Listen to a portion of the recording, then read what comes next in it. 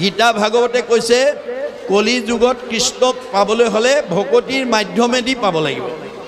আৰু সেই ভকতিটো ক'ত কৰিব লাগিব? ভকতত ভকতি দানে কৰু গুৰু দায়া তনয় অধিক। আমাৰ ভকতিটো ভকতত কৰিব লাগিব। কেনেকৈ? নিজৰ জন্ম দিয়া ল'ৰা ছোৱালীকেইটাতকৈও আমি শ্ৰদ্ধাৰে কৰিব লাগিব। সেইকাৰণে উদ্ধৱক যাবৰ সময়ত কৈছে ব্ৰহ্মা হৰ হলায়ুধ লক্ষ্মী প্ৰিয় জায়া। হে উদ্ধৱ, মই ব্ৰহ্মাকো ভাল পাওঁ, দাদা বলুভদ্ৰকো ভাল পাওঁ, শিৱকো ভাল পাওঁ। এওঁলোক তিনিজনতকৈ মোৰ ভাৰ্যা লক্ষীক মই বেছি ভাল পাওঁ। লক্ষীতকৈও পৰম সুন্দৰ মোৰ দেখা ইটো কায়া। মোৰ নিজৰ ভাৰ্যাজনীতকৈও মোৰ নিজৰ কাইটো দেহটো বেছি ভাল পাওঁ।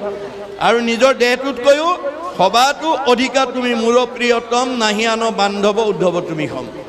যে মোৰ নিজৰ দেহটোতকৈও ভকতক ভাল পাওঁ।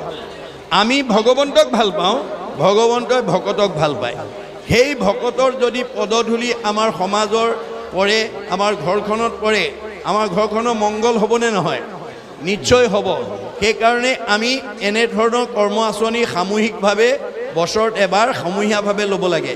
আৰু আমাৰ ব্যক্তিগতভাৱে নিজৰ ঘৰত পাৰিলেতো সদায়, নোৱাৰিলে সপ্তাহত, নোৱাৰিলে পষেকত, নোৱাৰিলে মাহেকত, নোৱাৰিলে 3 মাহত, নোৱাৰিলে 6 মাহত, নোৱাৰিলে বছৰেকত এবাৰ হ'লেও আমাৰ ভকতৰ পদধূলি আমাৰ গৃহত কৰিবই লাগিব।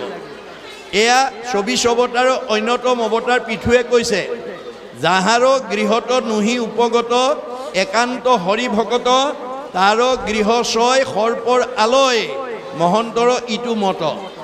যিখন ঘৰত বছৰত এবাৰো ভকতৰ পদধূলি নপৰে সেইখন ঘৰত দুখ বেদনা ঈৰ্ষা হিংসা কুৰ্চুট কপট বেমেজালি বেছি হৈ থাকিব।